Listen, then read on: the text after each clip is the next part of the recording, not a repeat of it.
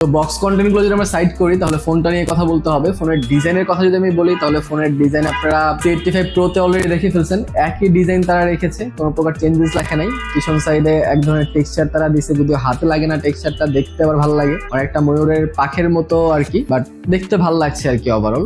Side edges গুলো ফুল flat করা, হাতে নিয়ে আপনাদের অতটা খারাপ ফিল হবে না, কমফোর্টি ফিল হবে। একদম এজ গুলো ফুললি রাউন্ড করা হয়েছে, সো দেখতে খারাপ লাগছে না, মোটামুটি একটা কমফোর্ট ফোন আপনারা পাচ্ছেন। সো ডিজাইন আপনাদের পার্সোনাল প্রেফারেন্স, আপনারা বললেন যে এটা ডিজাইন আপনাদের কাছে কেমন লাগছে। আমার কাছে এটা ডিজাইনটা ওকে ছিল আর কি। তাছাড়া আশপাশে যদি আমরা নজর দিই তাহলে বটম সাইডে আপনারা একটা স্পিকার গ্রিল পাচ্ছেন, একটা মাইক্রোফোন পাচ্ছেন, একটা ইউএসবি টাইপ সি পোর্ট পাচ্ছেন, এন্ড তার সাথে আপনারা একটা সিম ট্রে পেয়ে যাচ্ছেন, যেটা একটা হাইব্রিড সিম স্লট, যেখানে যেটা সিম কার্ড ইউজ করলে মেমোরি কার্ড ইউজ করতে পারবেন না, আর মেমোরি কার্ড ইউজ করতে চাইলে একটা সিম কার্ড ইউজ করতে হবে। রাইট সাইডে আপনারা volume rocker and power button পাচ্ছেন, আর পাওয়ার বাটন ইন্টিগ্রেট করে দেওয়া হয়েছে ফিঙ্গারপ্রিন্ট সেন্সর, কারণ এটা একটা আইপিএস ডিসপ্লের ফোন। ইন ডিসপ্লে আপনারা এটাতে পাচ্ছেন না, যেইটা আপনারা C85 Pro তে পাচ্ছিলেন। C85 Pro তে কিন্তু অ্যামোলেড ডিসপ্লে ছিল, কিন্তু এইটাতে আপনারা ওই অ্যামোলেড ডিসপ্লেটা পাচ্ছেন না, এটাতে আপনারা সাইড মাউন্টিং ফিঙ্গারপ্রিন্ট পাচ্ছেন। ফিঙ্গারপ্রিন্ট স্পিডটা আপনারা দেখতে পাচ্ছেন যে ফিঙ্গারপ্রিন্ট স্পিড কেমন ছিল, আমি আপনাদেরকে দেখাই দিচ্ছি, তাহলে আপনারা বুঝতে পারবেন। লেফট সাইড পুরোটা ক্লিন পাচ্ছেন, কোনো কিছু দেওয়া নাই। টপ সাইডে পুরোটা ক্লিন পাচ্ছেন, এখানেও কিছু দেওয়া নাই। তার মানে এটা একটা স্টেরিও স্পিকারের ফোন না, এটা সিঙ্গেল স্পিকারের ফোন। হ্যাঁ, এটাতে একটা স্পিকার ইউজ করা আছে, জাস্ট বটম ফায়ারিং স্পিকার, এছাড়া এটাতে কোনো স্পিকার নেই। বাট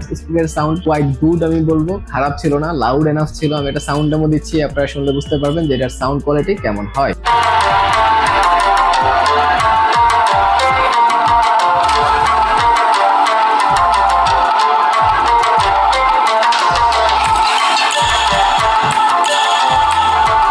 কিন্তু তাই বলে যে নয়েজ ক্যান্সেলেশন মাইক পাচ্ছেন না তা না, এটাতে নয়েজ ক্যান্সেলেশন মাইক দেওয়া হয়েছে উপরে না, ক্যামেরার মডিউলের মধ্যে দেখেন 3 নাম্বার যে ক্যামেরা মডিউলটা আছে, এখানে কিন্তু ক্যামেরা না, এখানে তারা নয়েজ ক্যান্সেলেশন মাইক দিছে, এখানে একটা ফুটা আছে কিন্তু। তাছাড়া আপনারা কোথাও কোনো হেডফোন জ্যাক দেখতে পাচ্ছেন না, যদিও হেডফোন জ্যাকটা ইম্পর্টেন্ট, কিন্তু এই ফোনে নাই, বিকজ অফ এখানে IP69 এর রেটিং পাচ্ছেন। হেডফোন জ্যাক না দেওয়ার কারণ হচ্ছে IP রেটিং, এখানে IP69 এর রেটিং পাচ্ছেন, 9 Pro রেটিং বলছে তারা। ডাস্ট অ্যান্ড ওয়াটার রেজিস্ট্যান্স, আপনারা এই ফোনটাকে একদম পানিতে ডুবাইতে পারবেন, একদম শাওয়ারে নিতে পারবেন, একদম যে কোনো পানিতে ফেলাইতে পারবেন, কোনো প্রকার সমস্যা আপনাদের হবে না। এটা রিয়েলমি ক্লেম করছে, তারপরে অনেকেই এটা আসলে করেন না। IP69 দিয়ে এত বেশি টাকা নেওয়ার প্রয়োজন না, IP68 পর্যন্ত আমার মনে হয় ঠিক আছে। IP68 থাকলেও কিন্তু ফোনটা প্রায় আধা ঘন্টার মতো আপনারা পানিতে ডুবাই রাখতে পারবেন, সো পানিতে কেউ এতক্ষণ ফোন ডুবায় না। যাই হোক, IP69 যেহেতু এখানে পাচ্ছেন, সেটা আপনার জন্য একটা বেটার জিনিস।